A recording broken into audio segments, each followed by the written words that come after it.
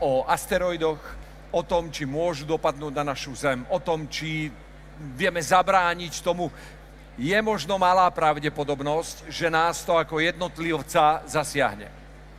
Je však veľká pravdepodobnosť, že na Zem ako takú to dopadnúť môže. Je malá pravdepodobnosť, že my ako jednotlivci tomu môžeme zabrániť. Je veľká pravdepodobnosť, že ak vznikne nejaká dobrá organizácia, tak sa môže postarať o bezpečnosť. No a tá organizácia sa volá Obrana Zeme, poviem to tak ľudovo, je to obrana Zeme pred dopadmi asteroidov. To je téma, o ktorej sa budeme rozprávať. Prezentácia konkrétne má názov Či sa máme obávať z toho, že nám niekedy asteroid zničí deň. Neviem, ale bude to veľmi zaujímavé, pretože o malú chvíľočku privítame prezentátora, ktorý je naozaj, ako som už hovoril, veľkou kapacitou.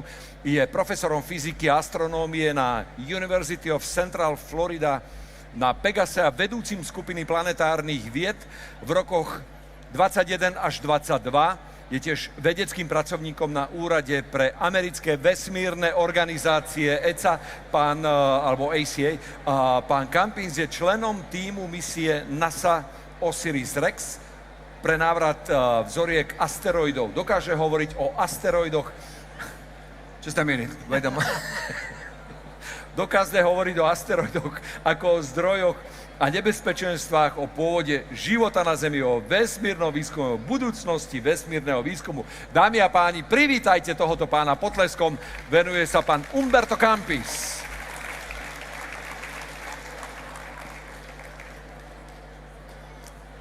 Good evening. Excuse me, my voice is a little bit weak, but I wanted to express that I have been in Slovakia only once this time. And it will not be the last one. This is a wonderful country. Thank you for the invitation. And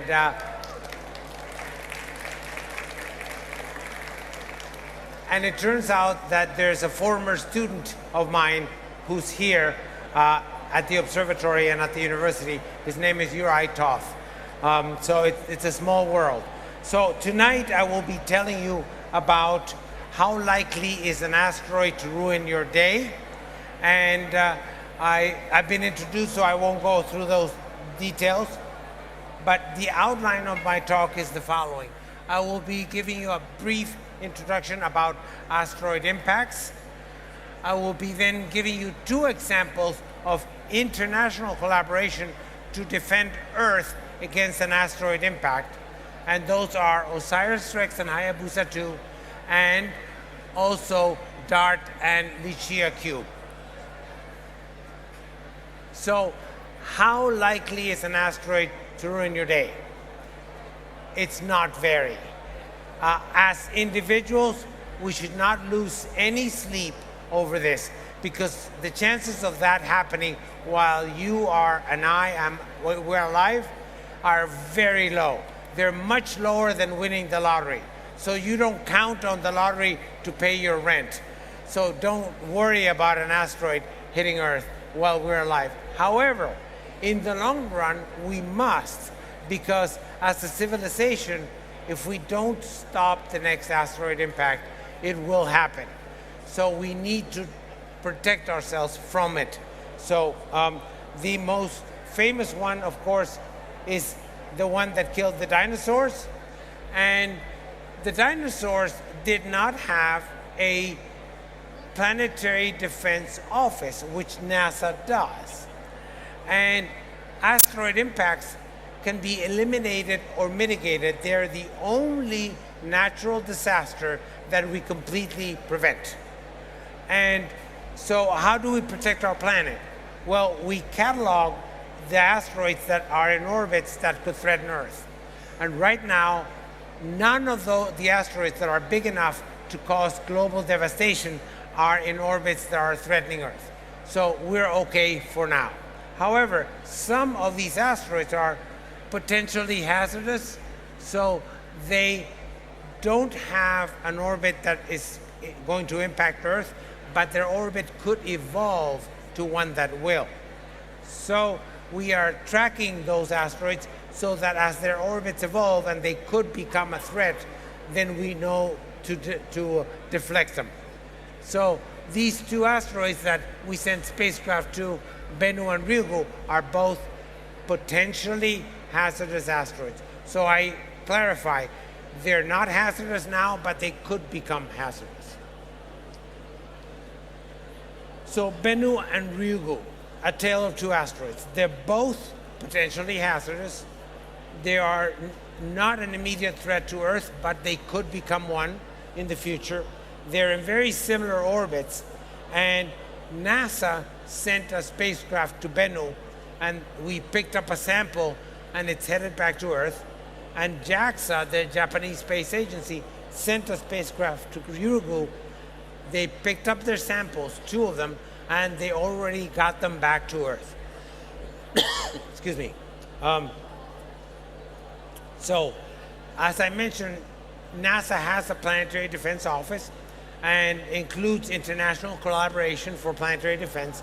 And it was featured in the movie Don't Look Up. By the way, we're missing a P there. But how many, just for my information, how many of you saw the movie Don't Look Up? Okay. Now, that is Hollywood. What I'm going to tell you about today is reality. And the movie was very well made, but it's still Hollywood.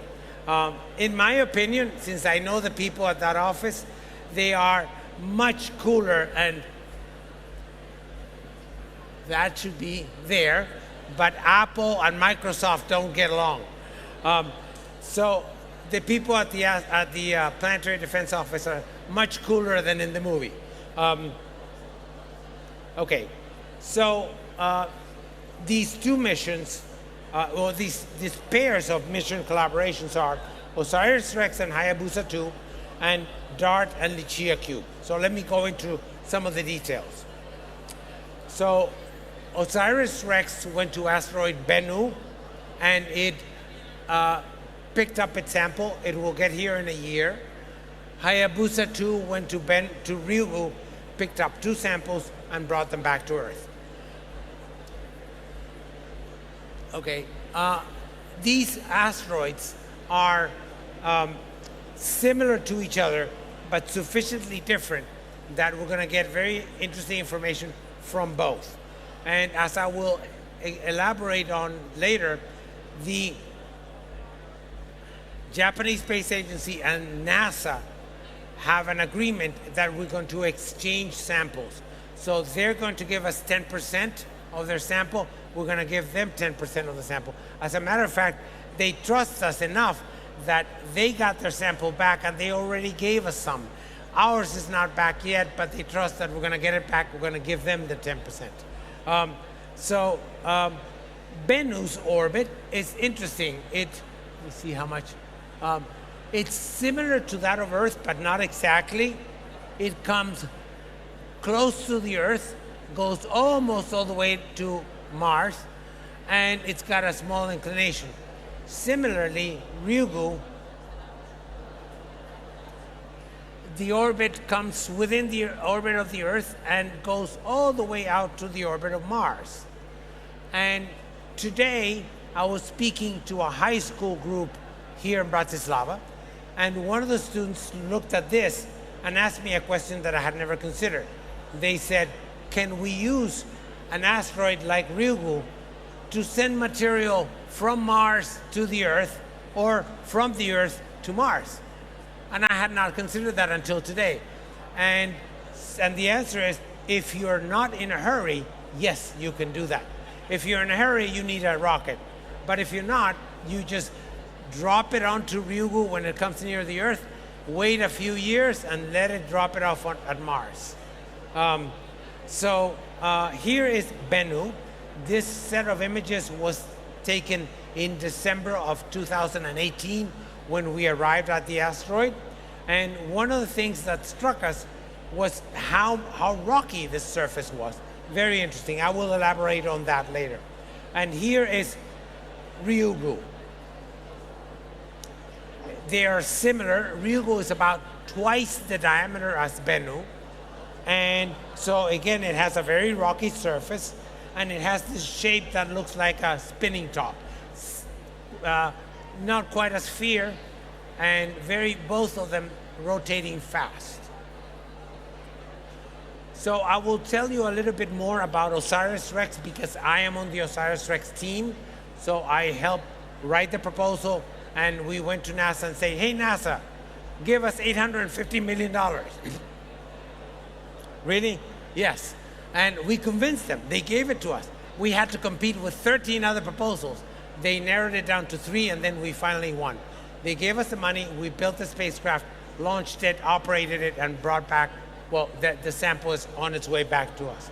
And there were 4 main themes to our mission. One of them is revealing solar system history. We went to a primitive asteroid. By that, I mean something that has not been heated very much, so it contains the original composition that it formed out of. So it's going to tell us a lot about the past in our solar system. Another theme was mitigating impact hazards. Both Bennu and Ryugu are potentially hazardous. If we have to deflect them in the future, we want to know as much as possible so that we know how they will react to the different methods of deflecting them. Another theme is to enable human exploration. That's an important one because if astronauts are going to make it to Mars, chances are they're going to have to stop in the moons of Mars and refuel. So the idea is that if we launch a mission to Mars, we will put a rocket in orbit, probably refuel it with asteroid fuel. So basically go to an asteroid, extract the water, separate it into oxygen and hydrogen, put it into the spacecraft once it's in orbit, send it to Mars, and then in the moons of Mars, we will have sent robots that extract the water from those asteroids and refuel again. Then they make it to the surface of Mars, where we will have sent lots of robots to process the soil of Mars and extract water, again, hydrogen and oxygen, back to the orbit of Mars, and from there back to Earth. That makes the stages simpler and more plausible than trying to send something all the way to the surface of Mars and back, which is essentially impossible. So the last of these topics, I'm going to elaborate a little bit more, which is enabling developing a space economy. A space economy, a self-sustaining space economy, is likely to be the reality in about 10, 15 years. Because putting things into orbit is very expensive. Even with SpaceX making the launches cheaper and cheaper, it's still very expensive. The moment that you can mine an asteroid, extract water, separate it into hydrogen and oxygen, send it to Earth's orbit, and sell it to all of the Earth's orbiting satellites that are going to need fuel, if you can do that cheaper than it would be to launch it, you're going to have a very large market. All your customers will want your water or your hydrogen and oxygen instead of paying for them to launch it from the Earth because it would be more expensive. So soon mining asteroids for fuel and building materials is going to be cheaper than launching them from Earth. In addition, there's another component, which is communication satellites and other satellites could be 3D printed in space. Right now, we take something that is going to space, we build it on Earth, then we have to fold it into this tube, launch it, shake it, expose it to several Gs for it to be in 0G operating. If we can print most of it in 0G, we're going to need less material. It will never have to withstand 1G, let alone several Gs. It won't have to withstand all the shaking. So, for example, imagine 3D printing most of the James Webb Space Telescope, which had to be folded and put into this rocket and launched and then unfolded. So we're going to be able to build structures in space that could never survive the surface of the Earth. They would collapse. But we don't need them on the surface of the Earth. We need them there. So things are going to be bigger, cheaper, more efficient. So this is coming, and it's coming sooner than most of us had expected. So this is something that surprised me. When I was invited onto the OSIRIS-REx team, I was surprised to find out that this was only the 4th NASA mission to bring back to Earth samples from outside the Earth. The first one was Apollo, where astronauts brought lunar rocks. The second one was Genesis, where we collected a sample of the solar wind and brought it back to Earth. And the third one was Stardust, where we flew a spacecraft through the tail of a comet and we collected the dust. And the fourth one is OSIRIS-REx, samples from a primitive asteroid. So I was surprised and very pleased to be part of this very important 4th sample return mission for NASA. A little reminder, most asteroids are between the orbits of Mars and Jupiter. So most asteroids are beyond Mars, but not all. Some of them enter the orbit of Mars and come close to the Earth. We call those near-Earth asteroids, and they're depicted here in red. And excuse me. And Bennu and Ryugu are both near-Earth asteroids. Here are all the asteroids that have been visited by spacecraft. So they have a number of them. Not all of these spacecraft were designed to study asteroids. They happened to go by an asteroid on their way to Jupiter or to Saturn, and they took some images. But Bennu and Ryugu were visited by spacecraft that were specifically designed to study them and to bring back samples. So the Japanese Space Agency had the Hayabusa 1 spacecraft 12 years ago go to asteroid Itokawa and brought back a sample. And then they brought back samples from Ryugu. We sent our spacecraft to Bennu, and the samples are on the way back. So most of what we predicted about Bennu and Ryugu turned out to be true. So we had Earth-based observations of these two objects before we got there, and we predicted certain things, and most of what we predicted was correct. So, for example, this was going to be the size and the shape of Ryugu, and it was reasonably close. This was going to be the size and the shape of Bennu, and it was quite close. So we were feeling so smart and so comfortable. We predicted, this is what we found. Ha! We expected the surface to be areas of coarse sand or pebbles. So we expected beaches of either sand or pebbles without rocks on the surface of these asteroids. Not the entire asteroid, but a good chunk of it, right? And this is what we found. This rock, for example, here is about 3 meters high. That's not a beach. You wouldn't go barefoot walking around there, right?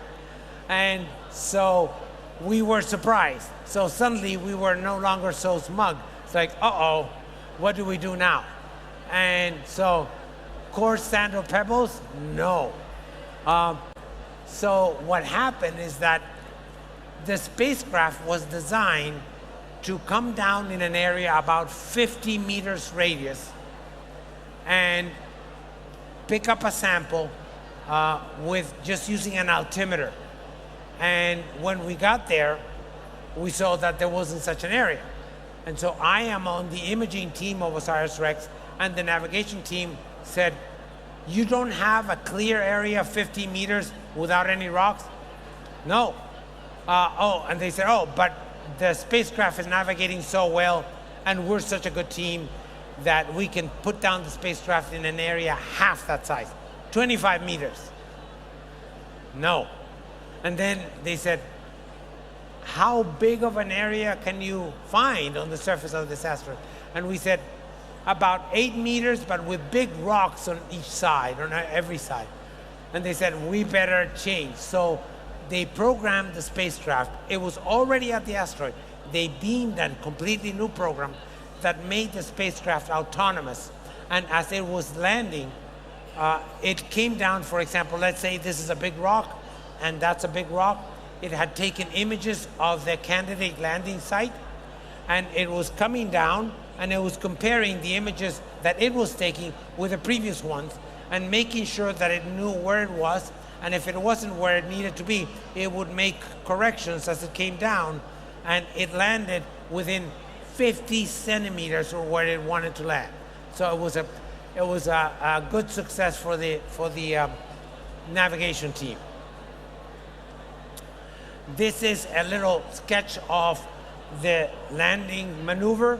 So we were going to come down, touch the surface for a few seconds, and then fire the thrusters to move away. And this is indeed what happened.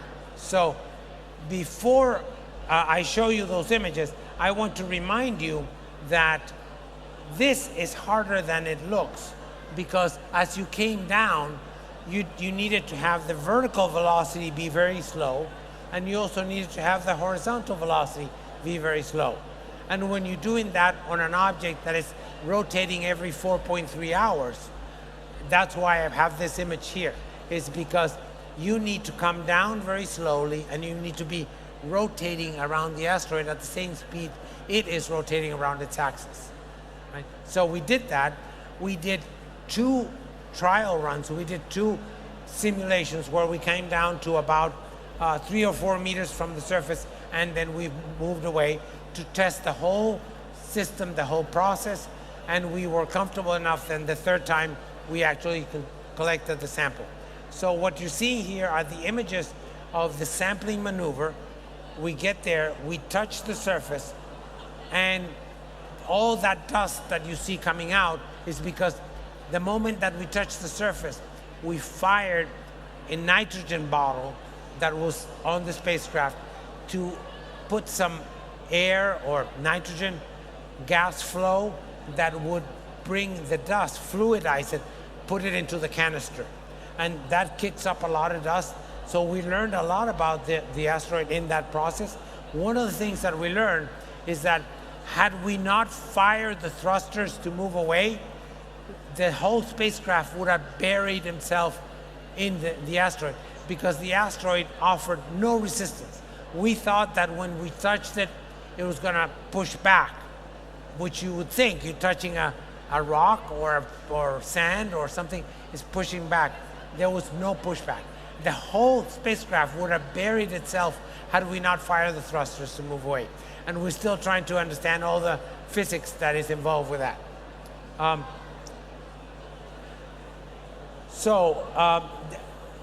Let me back up for a moment. We collected so much sample. Our threshold was 60 grams, and we collected a lot more than that.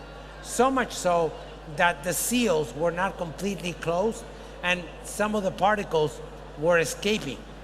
And so the head of the mission, when we were meeting to decide what to do, every time he saw a particle move away from that canister, he says, "There goes somebody else's PhD thesis," right? So we decided not to lose any more particles, and we put quickly the sample onto the capsule, sealed it, and it's now headed back to Earth. It will arrive in another year.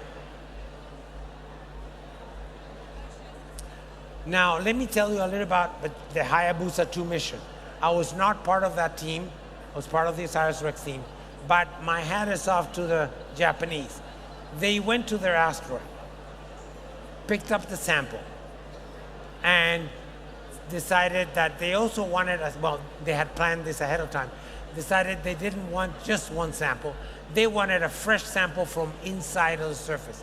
So they fired a projectile, created a crater, and went and sampled inside of that crater material that they brought back. So they brought back 2 samples, one from undisturbed surface and the other one from a crater that they themselves created.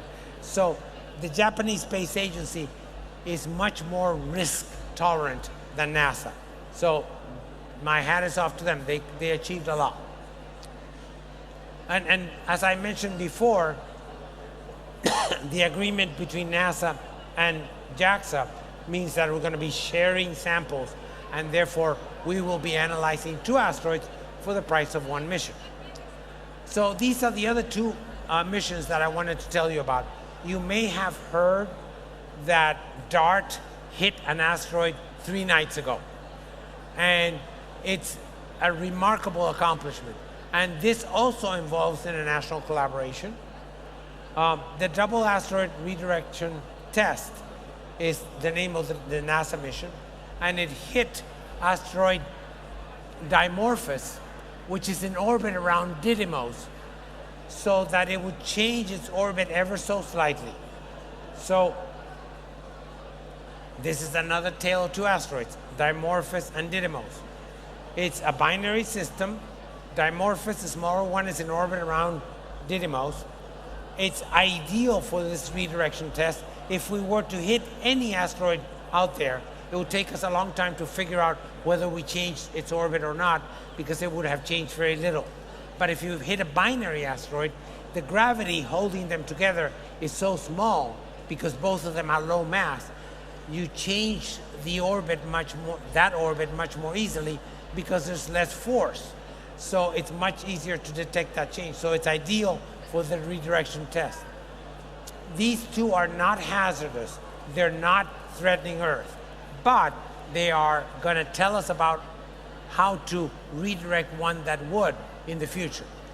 And NASA's DART, as I said, impacted on September 26th, and Italy's Lucia Cube was riding with DART, separated 10 days before the impact.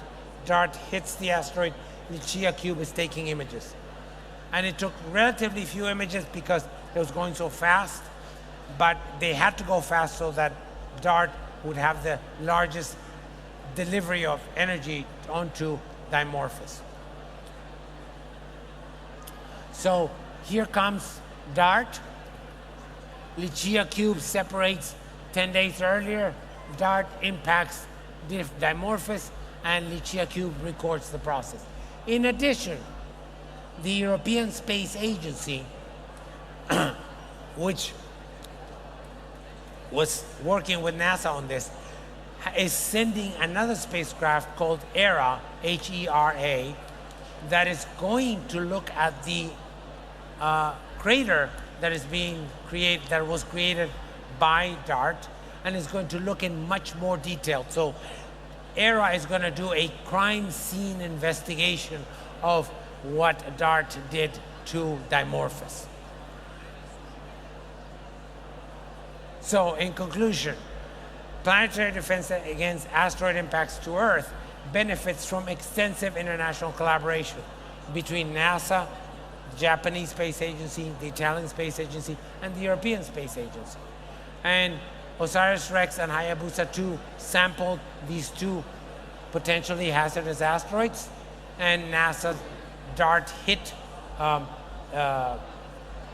Dimorphos in a test of what it would take to deflect an asteroid that is coming towards Earth. Thank you. Áno. Thank you. Ďakujeme veľmi pekne. Stále nekončíme na túto tému, lebo ešte príde naozaj veľmi sympatická dáma, ktorá s pánom profesorom povedie rozhovor. Bude sa ho pýtať na zaujímavé témy, to znamená aj na veci, ktoré vy by ste sa pýtali, ale ešte skôr, ako ju uvediem, pýtať sa môžete. Aplikácia slajdov. Poznáte, viete. Môžete